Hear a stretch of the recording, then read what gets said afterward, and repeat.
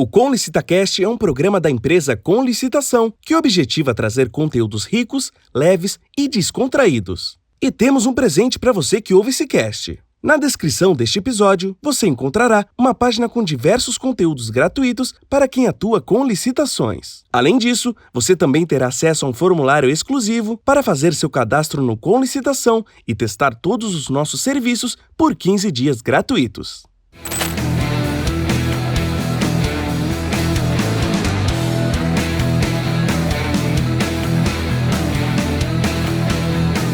Está começando agora o Com LicitaCast, o podcast inteligente das licitações públicas.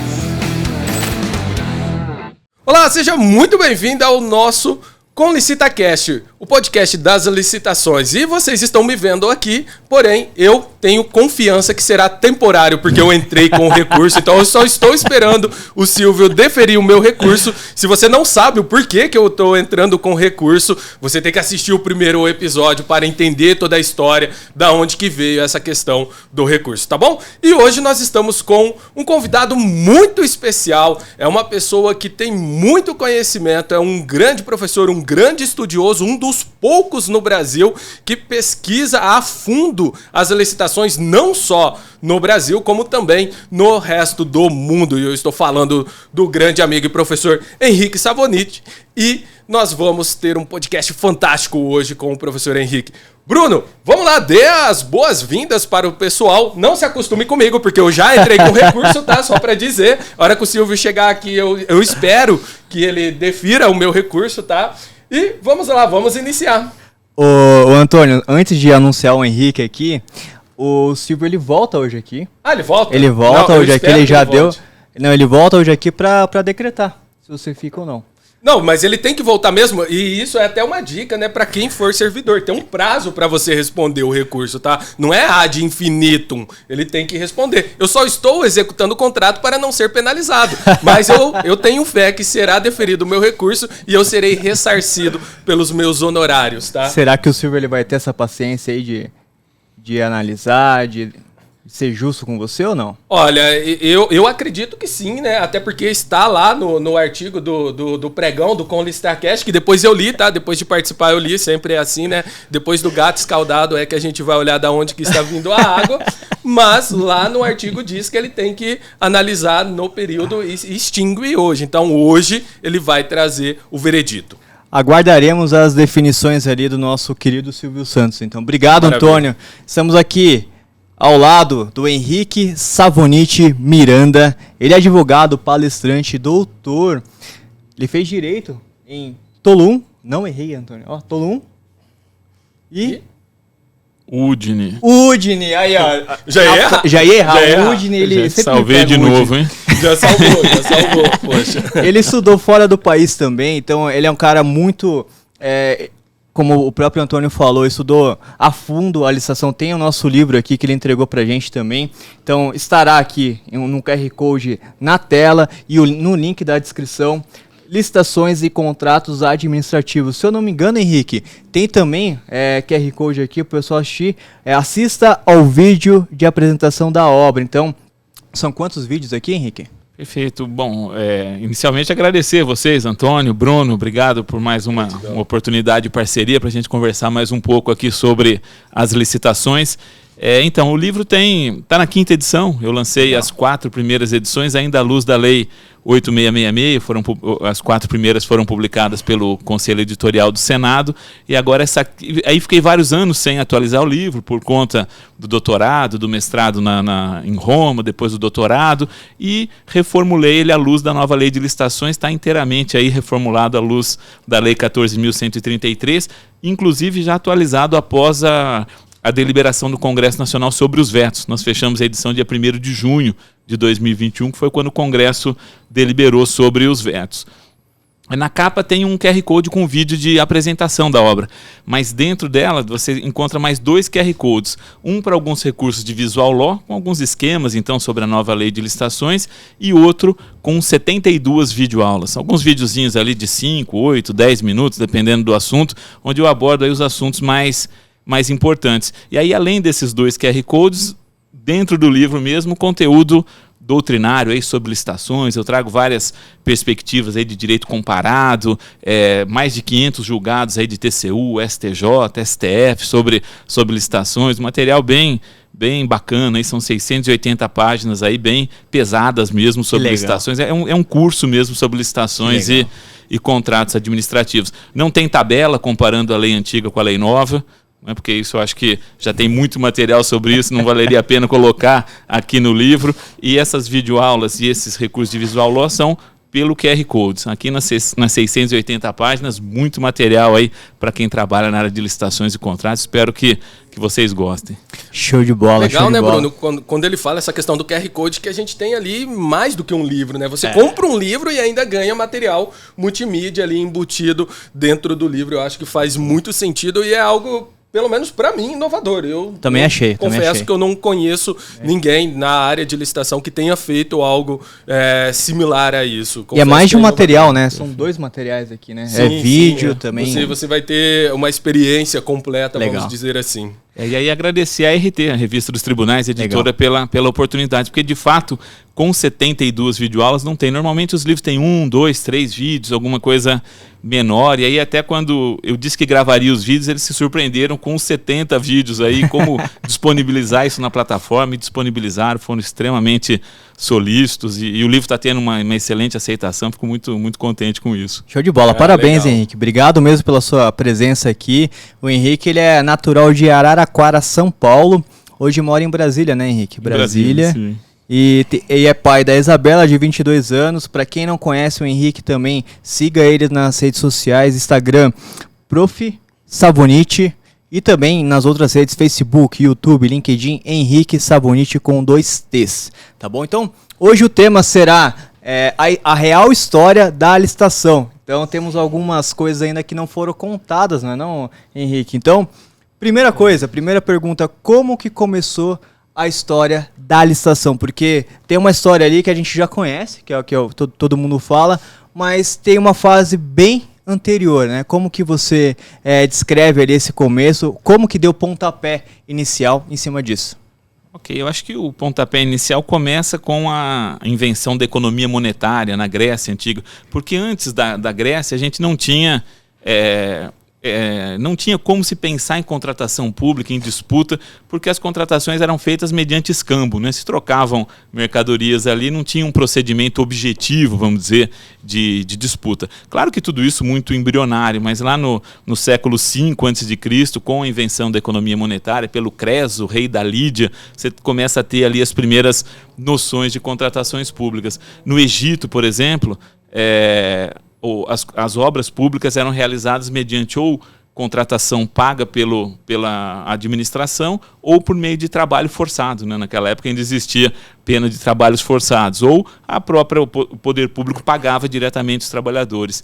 Em Jerusalém tem até uma referência interessante no livro de Reis, na Bíblia, que fala, legal. Até vou colocar meu óculos aqui para dar uma olhada nessa referência, mas eu trago essas referências todas no livro, lá no livro de Reis, capítulo 5, versículos 10 a 11, no século 10 a.C., a construção de um palácio em Jerusalém, o Palácio Real de Salomão, por meio do qual então Salomão foi buscar o Irão, né, que era rei de Tiro, no Líbano, para construir esse palácio. Mas veja, não era ainda licitação, ele escolheu alguém que ele quis, era uma hipótese de contratação direta, talvez, né? Escolheu alguém ali que ele achou uma inexigibilidade, talvez, né? Pela relevância ali do Irão, a complexidade, né? Da complexidade, é isso mesmo. Aí o primeiro edifício que a gente tem notícia mesmo do preço foi a reconstrução do Oráculo de Delfos. O Oráculo de Delfos foi destruído e reconstruído algumas vezes, né?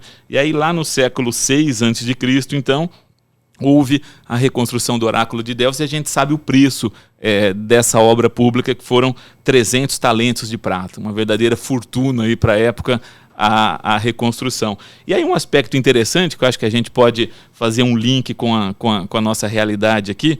O Heródoto, que é um grande historiador da época ali, disse que o contrato foi adjudicado à família do Alquemônides em razão de por 2 aspectos, por 2 questões aí. Primeiro, a segurança financeira que ele demonstrava. E, de outro lado, a honestidade comprovada. 2 requisitos aí essenciais, né, em um contexto de corrupção generalizada naquela época da Grécia. Mas vejam que interessante, né? Aí a gente já começa a encontrar aí a raiz da habilitação, né? Ou seja, honestidade comprovada e segurança financeira. Quando a gente pega a habilitação hoje, é mais ou menos isso que a gente busca, né? Ou pelo menos deveria buscar, né? Eu, quando falo de habilitação no livro, eu digo que a habilitação é um momento de comprovação da idoneidade, né, do licitante para contratar com a administração pública. E digo que essa idoneidade ela deve ser verificada sob 2 perspectivas. Sob uma perspectiva subjetiva, você contratar com alguém que seja moralmente confiável. E sob a perspectiva objetiva, você contratar com alguém que demonstre que tem os requisitos técnicos, a capacidade técnica, econômico-financeira para a execução do contrato. Eu acho que a habilitação ela se desdobra nesses 2 aspectos. No direito da União Europeia, é assim, o meu doutorado eu fiz, né, comparando as legislações brasileira, italiana, francesa, com base nas diretivas. Nós vamos ter um outro episódio, né, para falar bastante de direito da União Europeia aqui, mas eu fiz comparando esses aspectos. E quando você pensa em habilitação no direito da União Europeia, é isso. Um requisito subjetivo, a idoneidade, um requisito objetivo, ter condições de executar a obra. Se a gente pega a nossa lei de licitações, deixa eu dar até uma colada aqui no meu livro, o artigo 62, né, da nova lei de licitações fala da habilitação. Olha que interessante.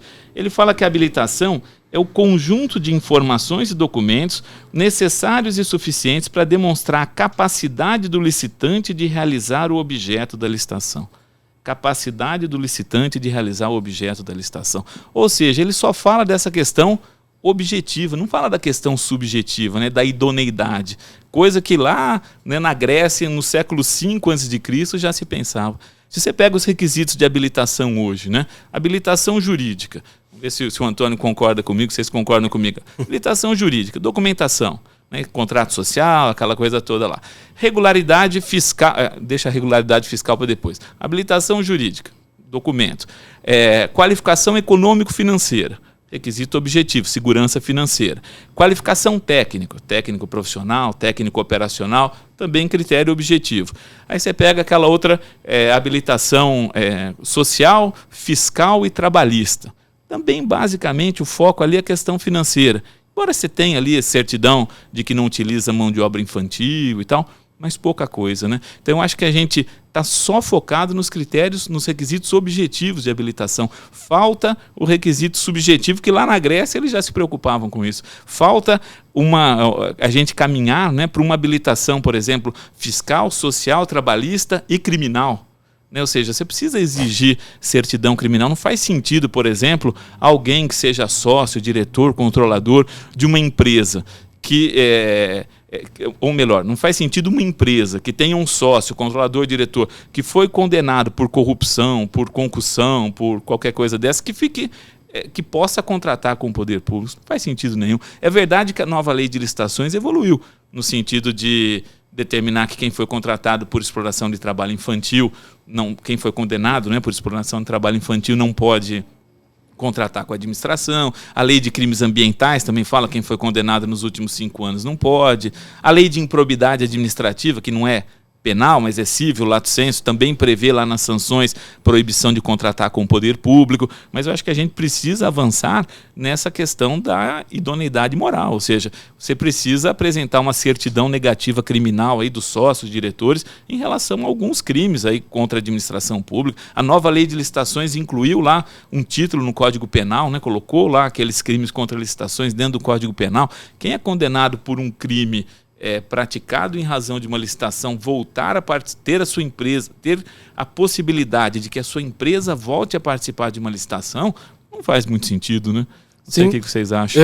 Eu concordo plenamente. E também tem a questão não só com a administração, mas também com terceiros, com a sociedade em si, né? Inclusive ali entre os princípios fala do desenvolvimento e tudo mais. E essa questão, porque imagina, às vezes a empresa, ela tá tranquila ali na questão com a administração. Nunca tive nenhum problema. Só que ela só consegue vencer contratos porque ela tem preços menores, lesando a sociedade, por exemplo, ou lesando outras empresas que porventura possam ter sido fornecedoras delas, entre outros. Então veja, não só com a questão administrativa da administração, né, com o poder público, mas também perante toda a sociedade, né? Começar a fomentar isso. A empresa tem que ter toda esse rol de comprovações que ela é idônea realmente, tanto perante a administração pública quanto perante a sociedade a qual ela está inserida. E é muito legal quando a gente remonta isso, né? Você vê, né, qual foram os critérios, né? A questão da empresa ser idônea, né? Ela ser uma empresa honesta e também ela ter a condição financeira para tocar, porque de nada adianta ela ser honesta se ela não tiver condição financeira para tocar, né? Então veja que isso remonta já do passado, em um passado bem passado, né? Não, sim, diga-se de passagem. E quando a gente começa a analisar e fala assim, poxa, eu estou no século XXI e estou aqui discutindo situações que o pessoal já estava preocupado lá atrás, bem atrás mesmo, e que eu ainda não consegui sanar, ou pelo menos a sociedade não conseguiu sanar. Então eu acho que é uma crítica construtiva muito boa e é algo que a gente tem que começar a levantar, né? Nós, cidadãos, começar a levantar isso. Perfeito, eu acho também muito, muito importante esse tipo de discussão e a gente enxergar a história como uma oportunidade de aprendizado, né? Ou seja, verificar como isso foi feito lá atrás, não por uma simples curiosidade. Claro que a gente também tem a curiosidade, né, de saber como era, mas de tirar alguma lição disso. O direito comparado também, que nós vamos falar bastante em outros episódios, ele serve para isso, né? Não para a gente pegar uma solução que serve em outro país e trazê-la para cá de forma cega, né? Sem fazer uma análise crítica sobre aquilo, mas de verificar a experiência dos outros países e ver quais daquelas experiências se adequam à nossa realidade. E a gente pode aprimorar a nossa legislação com isso e a análise histórica para a gente não repetir os erros do passado, né? Isso é muito importante nesse contexto nosso. Isso que o professor trouxe é bem interessante, né? Quando fala assim, vamos olhar o que está funcionando lá e trazer para cá e fazer. Porque se está funcionando lá, que é, por exemplo, lá na Europa, que são a maioria, né, dos países, são países de primeiro mundo e desenvolvidos, né? Trazer isso aqui para o Brasil. Só que a gente tem que analisar todo um contexto, né? Porque tem um contexto histórico e cultural também. Que nem a questão das declarações, né? Poxa, tem a questão de você se resguardar juridicamente, obviamente, claro, você declarou, então você está atestando e se comprometendo com aquilo, mas a ideia da declaração, ela vem muito além disso. Não é simplesmente ter um documento para você se resguardar juridicamente, mas em algumas culturas, quando ele diz, eu estou declarando tal coisa, é aquela questão antiga que a gente fala, do fio do bigode. A minha palavra vale mais do que tudo, mas isso equivalem a algumas culturas e não necessariamente é verdade em outras culturas, né? Então, todos esses elementos, por que eu estou trazendo isso? Porque a gente tem que analisar com calma, né? Não é simplesmente, vamos olhar o que funcionou ali, mas talvez esse que funcionou ali funciona porque ali eles têm uma cultura, um pensamento diferente, estão em um local diferente, não necessariamente funcionará da mesma forma e trará os mesmos resultados em uma outra cultura, em um outro local. Sem dúvida nenhuma, perfeito. E aí, avançando um pouquinho com a... Vamos avançando aqui, que eu tenho algumas questões aqui para tratar. Acho que o primeiro ponto aqui que nós temos aqui... Bom, nós temos o começo da história, né? Mas qual que foi o primeiro edifício da história que se conhece o preço e qual o critério utilizado para essa palavra aqui eu gostaria até para quem tá sendo inserido no mercado agora... Ela é um pouquinho nova. Adjudicação. O que seria, Antônio, para quem não conhece ainda? Tudo era feito através de trocas, né? Então, basicamente, eu tenho essa caneca, você tem um livro, vamos trocar e ali seguia. E, de repente, em um dado momento, você chega em uma situação que alguém resolve trocar, né, algo por uma condição financeira, alguma condição monetária, né? Inclusive, ele fala que o critério de adjudicação e tudo mais. E tem uma questão, né? Eu sei que talvez você pode estar chegando aqui, o que seria adjudicar, né? Às vezes fica na linguagem ali do juridiquês e tudo mais. E adjudicar nada mais é do que garantir o direito para aquele que faça algo. Então veja, eu estou ali, participei de uma licitação. Quando o pregoeiro adjudica o item para a empresa ou o presidente da CPL, ou na nova lei, o agente de contratação, quando ele adjudica o item para a empresa, ele está dando um direito, uma preferência de contratação. Ele só vai ter o direito de contratação no caso das estatais. Nas estatais aí não tem o que se dizer, né?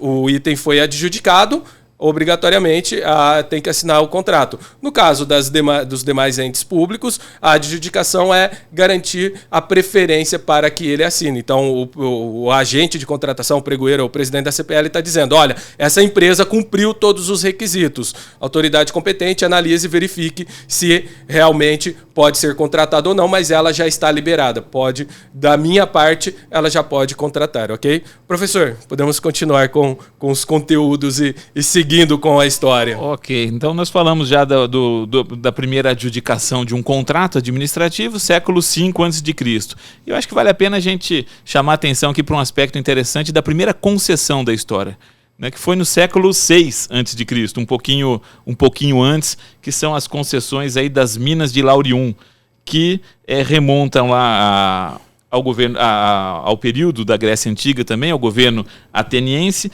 e aí o Temístocles concedeu a exploração a alguns ricos aristocratas dessas minas. E vejam que interessante, estabeleceu um preço por essa exploração dessas minas, que era 4,16% do produto que eles conseguiam aí da lavra, né, que eles conseguiam extrair dessas minas. Mas, além de 4,16% do que eles extraíssem ali, mais 10 dracmas de prata por habitante. Olha que coisa interessante. Olha a percepção, né, de que aquilo pertencia a toda a coletividade, né? Então você vai pagar um percentual de 4,16% para o governo, que a gente ainda não chama de Estado, porque a noção de Estado vem depois do século XII para cá, mas ele pagava um percentual para o governo e dava 10 dracmas de prata, 10 moedas ali para cada cidadão. Talvez seja a origem aí da ideia da renda básica de cidadania, né, do meu querido Eduardo Suplicy. Olha aí, né, o Suplicy não diz que todo mundo, né, tem direito a receber uma determinada renda por ano, e eles já tinham essa percepção aqui. E é uma coisa bem interessante, né? Quando a gente para pensar, né, no Brasil, a quantidade de impostos que a gente tem, de repente você vê uma exploração e a quantidade praticamente ínfima comparado com os impostos do Brasil. E também a questão de, querendo ou não, essa questão quando ele fala que tem que dar um percentual ou uma quantidade em moeda, no caso é uma quantidade porque é fixo para cada habitante, ele traz ali uma ideia de distribuição de renda diferente do que o governo geralmente faz, que todos os governos fazem, né? Que é centralizar. Então eu governo, recebo todos os impostos, os encargos ali, e depois quem vou distribuir. Ali não. Ali ele diz que tem um quantitativo que é meu, e você dá um quantitativo fixo para cada habitante, né? Foi uma das primeiras, pelo menos de que a gente tem história, se comparado com concessão, uma das primeiras atividades de distribuição de renda. Não necessariamente, talvez você que esteja assistindo possa falar assim, poxa, mas aí seria mais justo do que a forma como acontece hoje, mas não necessariamente é uma forma uniforme de distribuição de renda, vamos dizer assim, né? Porque ele vai dar uma quantidade fixa para qualquer um, então se tiver alguém do alto escalão, vai receber o mesmo tanto de alguém que esteja no mais baixo escalão, vamos dizer assim, mas é interessante.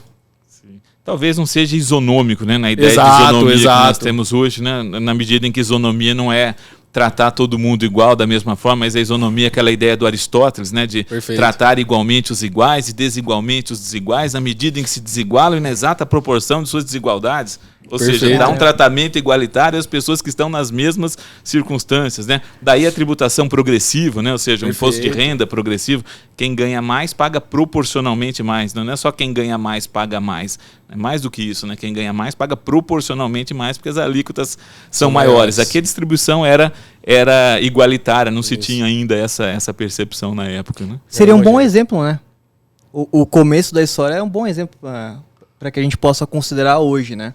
O que vocês acham disso? Porque começou bem, né? Começou certo, não começou ou não? Qual que é a opinião de vocês sobre isso? Depende, do meu ponto de vista depende. O que a gente tem ali é assim, do ponto de vista de sociedade, o que é feito hoje é, em tese, melhor. É melhor, em tese, comparado com o que era no passado. Ainda que o governo centralize tudo, né? Ele centraliza tudo e ele refaz a distribuição, né? É só você analisar, por exemplo, o que acontece no próprio Brasil. Você olha os estados que mais arrecadam, os que menos arrecadam, e a distribuição é igual dependendo da questão da população. Óbvio que onde tem mais população, você tem mais distribuição. E também tem a questão da equidade ali. Onde mais necessita, há mais investimentos, ok. Mas você percebe que já começou-se a preocupação, primeiro, de uma forma de tarifar, né, que ele fala assim, é 4,6% que você tem que deixar para mim. Segundo, com a questão social lá. Então, veja, em algum momento alguém olhou e falou assim, poxa, mas e a população que está ali? Elas estão passando necessidade e tudo mais. Não, então vamos distribuir isso entre a população ali. É óbvio que é muito raso da nossa parte querer dizer a questão de equidade, entre outras coisas, porque a gente não tem informações da população que estava inserida ali, de todo mundo que está lá. Mas veja que já é um avanço. Já é um avanço que traz, que remonta aos dias atuais. Às vezes a gente para analisar e fala assim, poxa, mas isso só tem agora. Não, isso já vem ali de muito tempo e a gente vai apenas aperfeiçoando.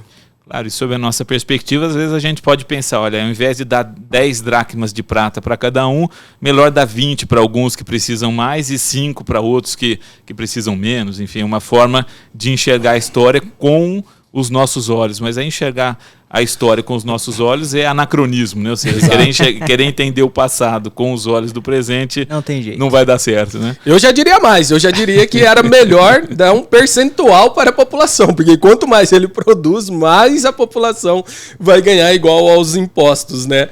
Mas... Sem dúvida nenhuma. Um outro aspecto que eu queria chamar a atenção para a questão da história das concessões de águas em Paris, na França, ali no século XIII. Né? Primeira concessão de água, 1265.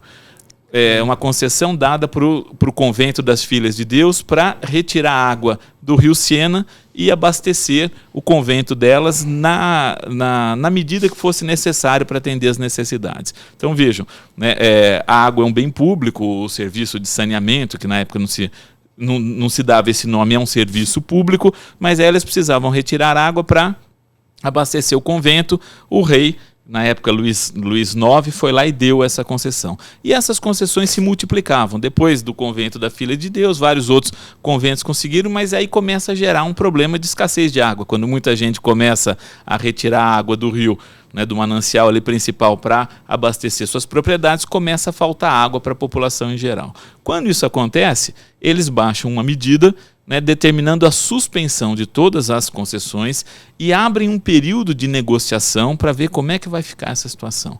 E por que eu chamo a atenção para isso? Porque o direito medieval, ele é um direito fundado na negociação. Ele é um direito fundado nas exceções, né? Quer dizer, essa ideia de direito positivo, ela vem pós-iluminismo e tal. Lá as questões eram negociadas. E hoje a gente volta um pouco para isso, né? Hoje a gente dá ênfase, inclusive, para o direito público, e a nova lei de licitações traz isso para mediação, arbitragem e tal. Lá não, lá na Idade Média, a ideia existia a ideia, né, de um Deus todo-poderoso, de um direito natural que regulava tudo. Ele se fundava na ideia da caritas, da caridade, né, e pegava muito mal para a sociedade você litigar na justiça, você entrar com uma ação na justiça para discutir algo que era tão sensível, que era tão importante para as pessoas, né? Gente ficando sem água, e eu aqui brigando para manter o meu privilégio, entre aspas, de ter a minha concessão. Então era um direito fundado aí nessa ideia de negociação, a perspectiva medieval. E hoje a gente começa a recuperar um pouco isso, né? A gente, até pouco tempo atrás, no direito administrativo, tinha um receio muito grande em arbitragem, em conciliação, agora nos dispute boards, né, que vem com a nova lei, os comitês de disputa. Será que o poder público, com base no princípio da indisponibilidade do interesse público, poderia negociar, poderia abrir mão do seu interesse? Se a gente pega de novo essa experiência do passado, né? Se a gente olha para uma perspectiva jurídica diferente da nossa atual, a gente via que antes eles negociavam. Antes a ideia central era negociar, não era brigar, não era litigar, mas instaurava-se lá um procedimento para sanar as irregularidades. Ele baixava lá uma portaria e, com base nisso, iria se sanar as irregularidades, ver realmente quem precisava, quem não precisava, onde tinha exagero, e as pessoas renunciavam negavam ao direito de brigar, mesmo a princípio tendo lá uma autorização para isso, com base no quê? Na ideia de bem comum, que é a base, né, do Estado, que é a base do direito administrativo moderno, a ideia de interesse público, de paz social, de bem comum, mas que a gente muitas vezes não tem essa perspectiva. Às vezes a administração pública litigando demais, né, quer dizer, não abrindo mão de interpor recurso na justiça, às vezes o administrado também se esquece, né, da ideia de bem comum. Então essa perspectiva aqui do século XII é muito interessante também. Podemos dizer paralelamente que foi o primeiro diálogo competitivo que surgiu, foi aí, né? Então a licitação iniciou com um diálogo competitivo primeiro. Ou talvez o primeiro dispute board, né? O primeiro comitê aí de resolução de disputa, né? Exatamente. E é até interessante, fazendo uma referência a isso, recentemente completaram-se aí 700 anos da morte do Dante Alighieri, né? O grande poeta, o sumo poeta italiano. E aí eu escrevi um artigo falando exatamente da estrutura jurídica que sustenta a Divina Comédia. E é uma estrutura jurídica fundada nesse direito medieval, né? Se a gente perde essa perspectiva, e aí falando um pouco de uma coisa que não tem nada a ver com licitação, mas se a gente perde essa perspectiva de como funciona o direito medieval, que ele funciona com base na exceção, na negociação, diferente da nossa perspectiva pós-iluminista, a gente não consegue entender o poema, a gente não consegue entender a comédia, a gente não consegue entender porque que tem tantas exceções, né? A própria viagem do Dante, do Virgílio, lá pelo além-mundo, é uma hipótese de... É uma exceção, né, que foi concedida a Deus para eles poderem atravessar lá o lado de lá e fazer essa viagem. Então, por que tem gente que é absolvido, tem gente que é condenado, tem gente que é perdoado? E se você for buscar uma explicação teológica para isso, você não consegue. Mas se você for buscar uma explicação jurídica de como era a mentalidade jurídica da Idade Média, você consegue entender por que aquilo funcionava daquela forma. Claro que tem toda a alegoria, tem toda a ideia do Dante também de formular sua defesa, porque ele tinha sido condenado 2 vezes à morte e tal. Ele era um político, ele tinha também um conhecimento jurídico, embora não fosse propriamente um jurista, mas é algo muito interessante também da gente refletir. Resumindo, as batalhas medievais ficavam somente para as batalhas físicas, né? Nos tribunais não era mais a discussão ali, o diálogo, a negociação. Nem discussão não era o diálogo e a negociação. Nós temos aqui uma curiosidade, né? Como que funcionava, Henrique, no século XVI, é isso que está aqui? Na Itália, a vela e pregão, como que era esse tema? É interessante isso também, né? Eu acho que é a origem da expressão pregão, né? Pregão acho que vem daí. No século XVI, né, os magistrados responsáveis por conduzir as licitações, principalmente o magistrado do Sal de Firenze, aqui, que é o exemplo clássico dessa ideia de vela pregão, quando ele estava licitando aí os monopólios estatais, principalmente o monopólio do sal e do tabaco, né, que eram monopólios do Estado, e aí ele fazia uma licitação. E como que funcionava essa licitação? Ele acendia uma vela, né, e essa vela tinha a base verde. A basezinha dela era verde, acendia a vela, e durante esse período os licitantes poderiam formular suas propostas. Quando o fogo da vela abaixasse, a vela chegasse quase no final, chegasse ali na parte verde, se encerrava a disputa. Então, o tempo que vocês tinham aí para disputar, para oferecer suas propostas, era enquanto a vela ia queimando. Quando ela chegava naquele ponto onde se iniciava a base verde, se encerrava a disputa. Daí a origem da expressão vela e pregão, que é a base da ideia de pregão, que se utiliza, né, pregão como modalidade de licitação, de apregoar também, né, que já vem antes de surgir o pregão no direito brasileiro, remonta aí ao século XVI, ao magistrado do Sal de Firenze. Então a gente já tem que no século XVI tinha o primeiro tempo randômico, né? Então vejam, você já tinha o primeiro tempo randômico desde do século XVI. A única diferença comparado com hoje, né, é que lá naquela época, pelo menos, você conseguiria ver visualmente, né, que estava encerrando o tempo, e hoje a gente não consegue ver. Mas professor, para assinar o contrato, também tinha que bater o martelo num pregão? Porque você quer assinar um contrato aí semana passada que foi exatamente assim. Eu acho que não tinha um prego daquele tamanho naquela época, não.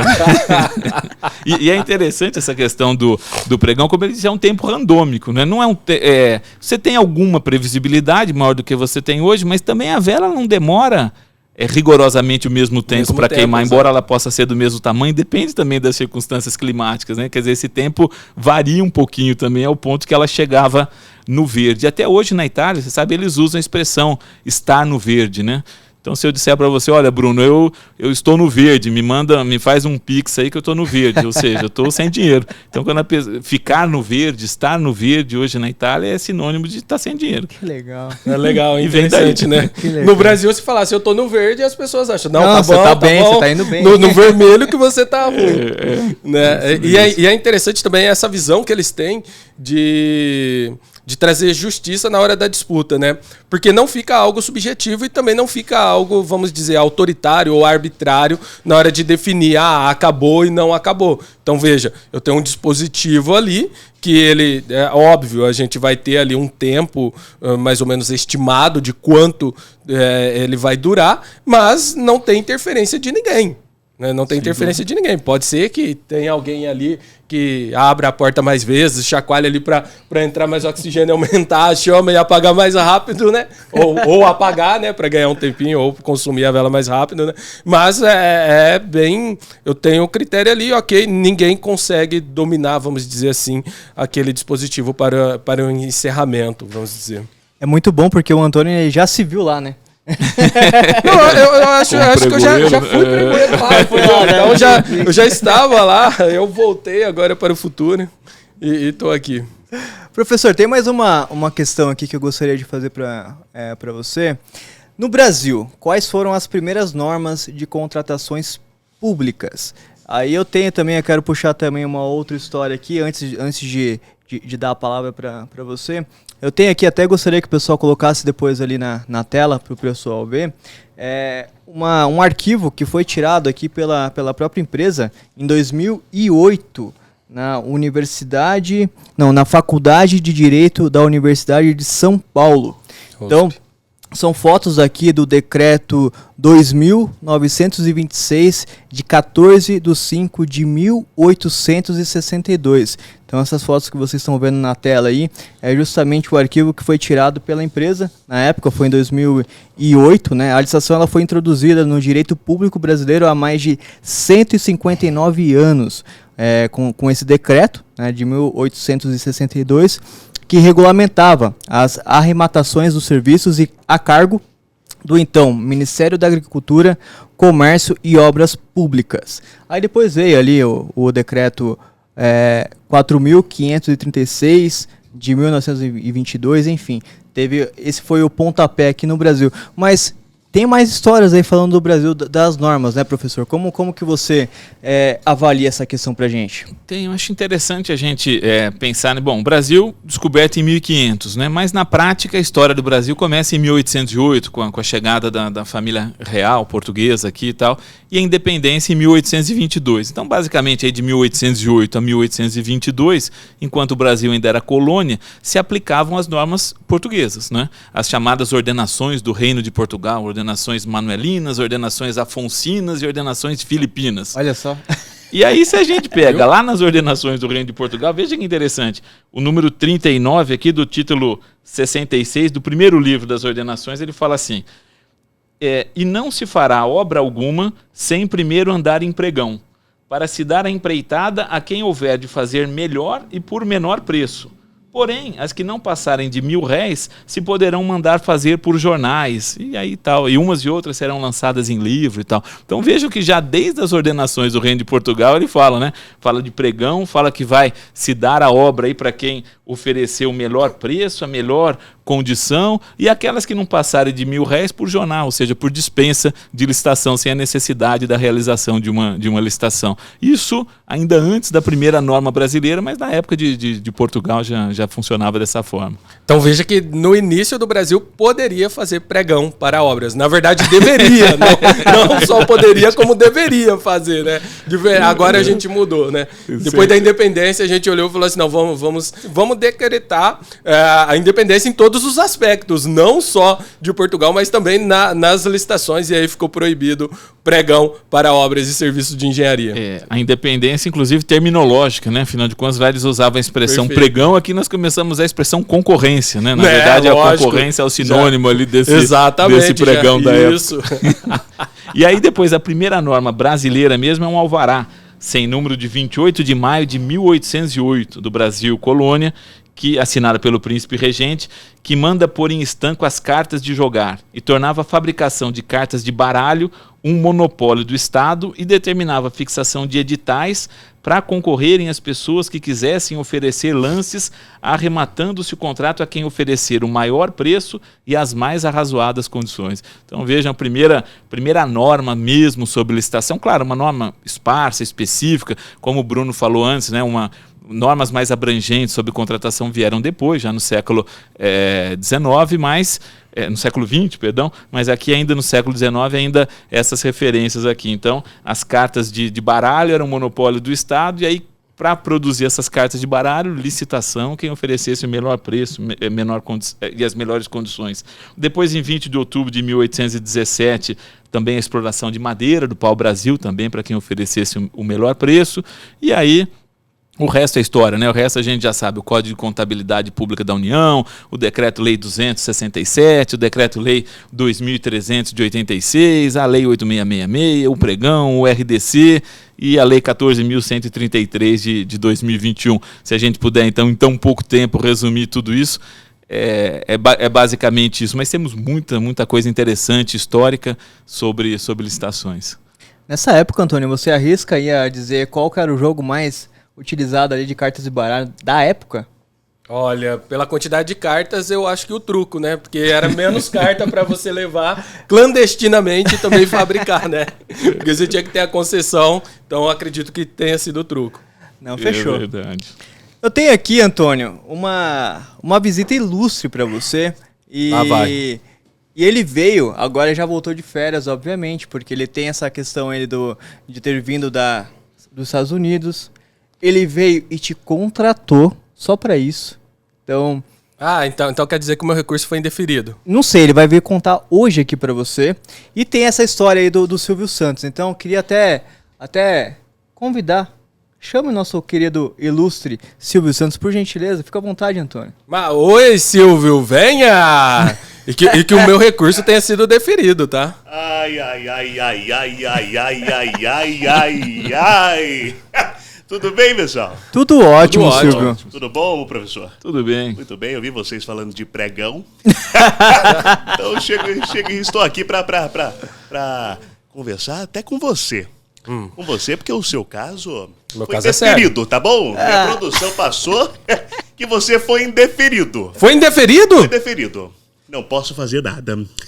Antônio, mas pensa bem, você já ganhou livro, você já ganhou uniforme, você já ganhou uma cadeira macia, porque aquela lá não é macia. Massageadora ainda. Essa Massageadora. era a cadeira do chefe. Tem lanchinho no intervalo vai ter aqui. lanchinho. Tem lanchinho no intervalo. O que mais, Silvio?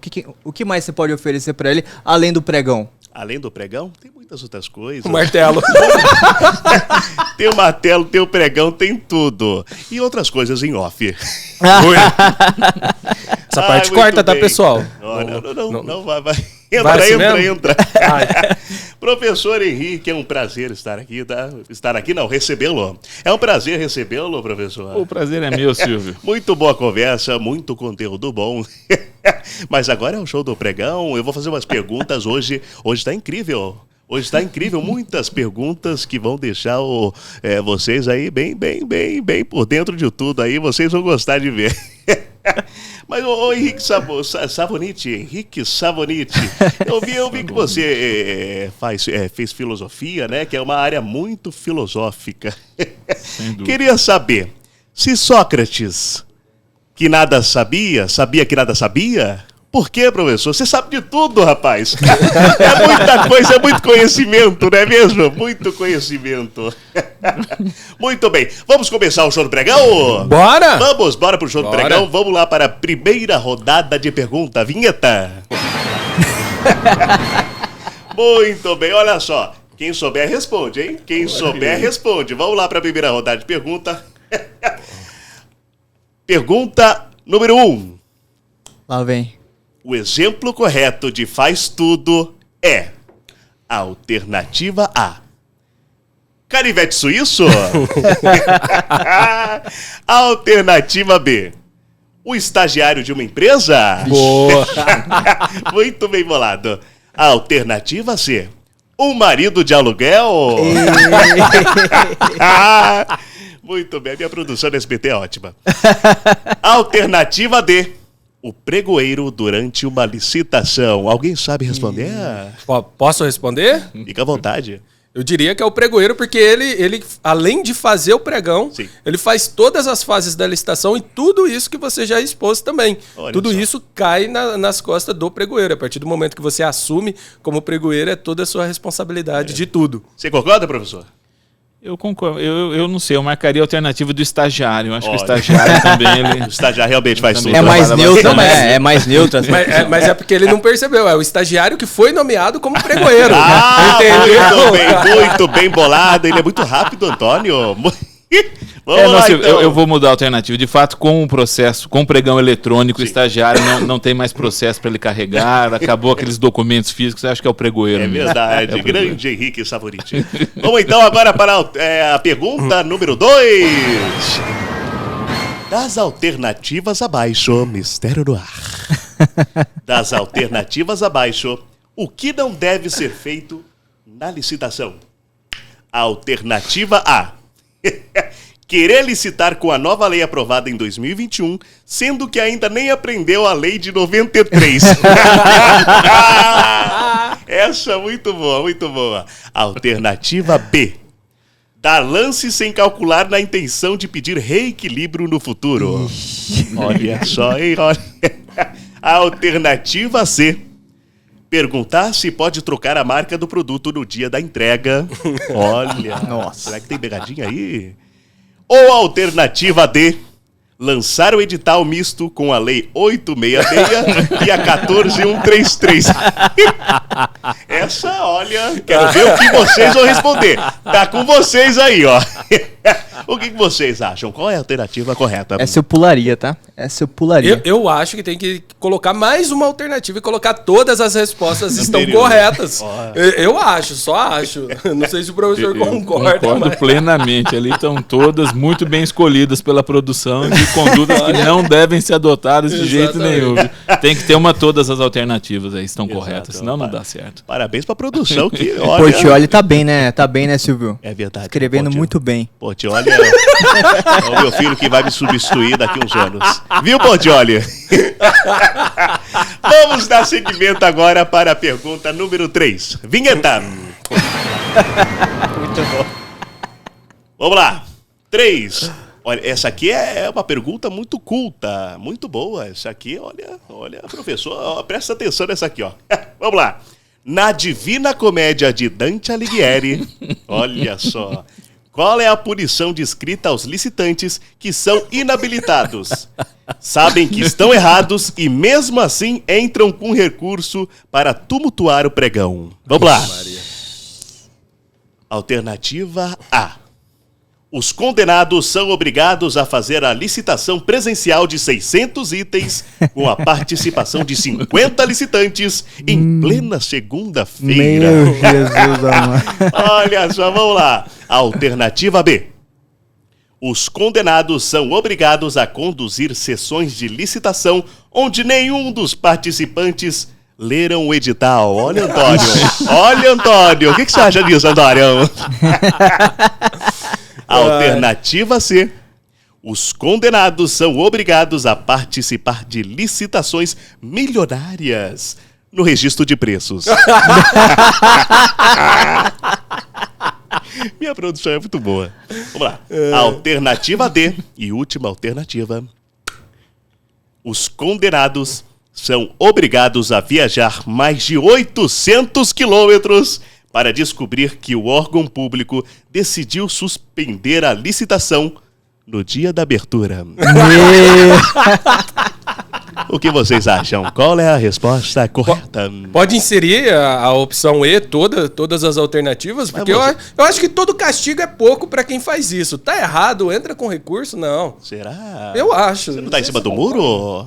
Não, Olha, não. Olha só. Para essa resposta, não. Eu acho que quando foi formulada a pergunta, nem todo mundo sabe do seu erro, né, Antônio? Vamos ser mais bonzinho com eles. Você acha?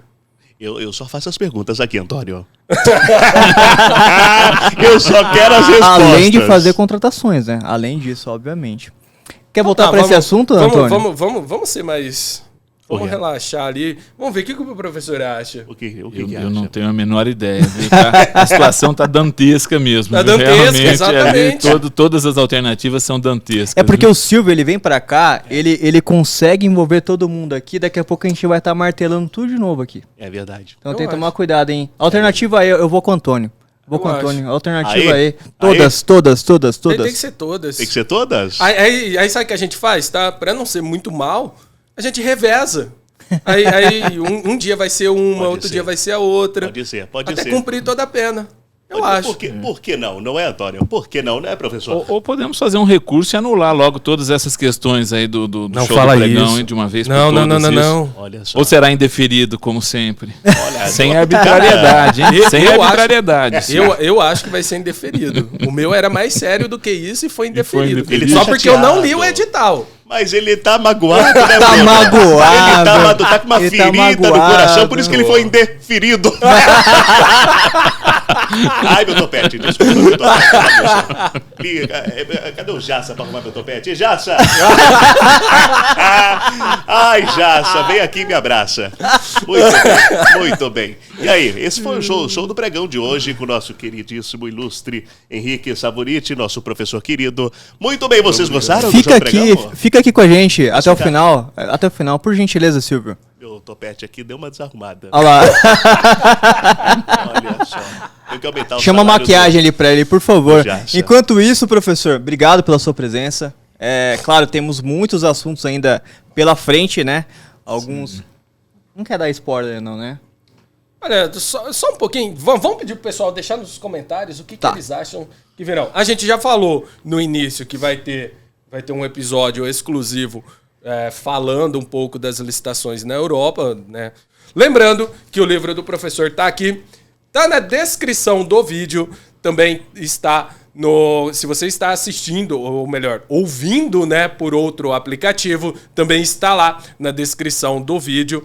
Lembrando que no livro também temos conteúdos, então é só você, em posse do seu livro, apontar o seu celular, vai ler o QR Code, você vai para uma plataforma em que tem conteúdo lá, o professor vai explicar alguns pontos dentro do livro, então basicamente você... Em vídeos, adquire, né? Sim, em vídeo, e basicamente você adquire um livro e ganha um livro mais aulas. Então veja que fantástico. Muito bom mesmo. E, professor, obrigado. Teremos mais outros ali, episódios pela frente.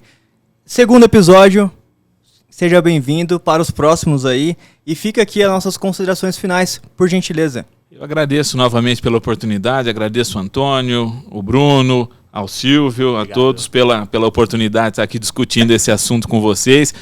Parabenizo o Bruno pela ideia de falar sobre a história das licitações. É um tema, eu confesso que fiquei ressabiado, porque falei, é um tema pesado, um tema que não tem, às vezes, o viés prático que normalmente o público do Com Licitação, do Com Licitacast procura, e vocês souberam conduzir isso de forma brilhante, ficou leve, ficou bacana, ficou interessante para todo mundo. Eu espero que tenha ficado, pelo menos para mim ficou. Claro que ficou. E sigo à disposição de vocês aqui para os próximos episódios. Antônio, por gentileza. Bom, mais uma vez agradecer a todos, agradecer a toda a equipe. Quem não tá, vocês não conseguem ver, mas tem uma equipe gigantesca aqui, inclusive uns 10 seguranças do Silvio para deixar eu afastado dele e não voar no pescoço dele, porque ele me ludibriou com aquela história do pregão, mas Tá enfim. chateado. Mas enfim, fiquei magoado. E eu tenho que trazer uma coisa, ó, vai aparecer aí na tela, o pessoal vai colocar, né? Se você não está acompanhando pelo YouTube, corre no YouTube, porque senão você não vai ver as imagens, mas vai aparecer aí na tela a diferença, o porquê que o Império Romano ele conseguia contratar as estradas, né? E ficaram aí até hoje as estradas e hoje a gente não consegue. E a culpa é da 866, tá lá, tá? Não briguem comigo, a culpa é da legislação. Agradecer a todos, agradecer ao professor. Professor, gratidão pela presença, gratidão pelos conteúdos. Até os próximos episódios. E é isso aí, né, Bruno? É isso aí, obrigado a todos que estão nos assistindo aí. Comente, curte, compartilhe com todo mundo e até a próxima. Até a próxima, pessoal. Tchau, tchau. Obrigado. Ressaltamos que as opiniões emitidas pelos convidados e apresentadores não correspondem ao posicionamento da empresa.